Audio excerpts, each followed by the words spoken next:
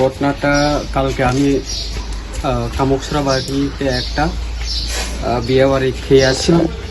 তখন আনুমানিক 6:30 এরকম আসলো, কিন্তু আমার বাড়িতে অতীত ছিল কালকেরা গতকালকে, তাই নিয়ে থাকছিল 11:30 পর্যন্ত। 11:30 পর্যন্ত কিছু হয়েছে না। কালকে মোহনপুর মেলাও ছিল, মেলার গাড়ি চলাকালীন চলছিল 12:30 পর্যন্ত, তখনও কিছু হয়েছে না। কিন্তু রাত্রে আনুমানিক 1টা থেকে 1:30 এই ঘটনা ঘটছে। কখন কে বা কারা করছে এখন তো আমিও কইতে পারতাছি না। আমার বাড়ি থেকে কমসে কম হইব 50 থেকে 60 মিটার হইব গাড়িতে রাখা। কখন জানি না কে করছে। পুলিশ প্রশাসনকে কওয়া হয়েছে? হ্যাঁ, কয়েছে। কি মনে হয় আপনাদের, কি কারণে আপনার উপর এই গাড়িটাতে আক্রমণ হতে পারে? বা এখন তো আমি কইতে পারতাছি না কেন কি কারণে মানুষ হইতে পারে। এত 14 মাস ধরে আমি এখানে থাকতেছি এই বাজারে, হেজামারা বাজারে।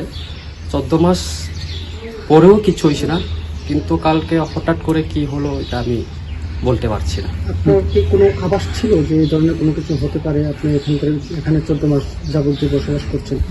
না, কেন কি সবার সঙ্গে আমার কোনো দুর্ব্যবহার ছিল না।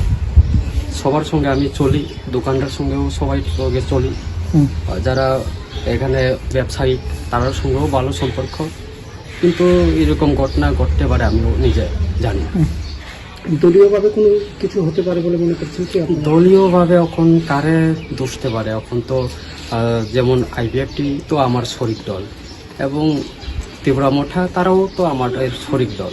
কিন্তু 1-1.5 বছর বা 2 বছর বিধানসভার আগে তো ঠিক আছে আমরা ছিলাম না, তখন ঘটছিল একটা ঘটনা ঘটছিল আমার উপরে। কিন্তু 23 বিধানসভার পরে তো আমার উপরে কোনো এখন পর্যন্ত ঘটনা হয়নি অ্যালায়েন্সের পরে। এই ঘটনাটা নিয়ে আপনারা কীভাবে দেখছেন দলীয়ভাবে? দলীয়ভাবে আমি উপরে জানাবো, আমাদের সভাপতি রাজ্য সভাপতিকে জানাবো এবং মুখ্যমন্ত্রীকেও জানাবো এই ব্যাপারটা কি নিয়ে।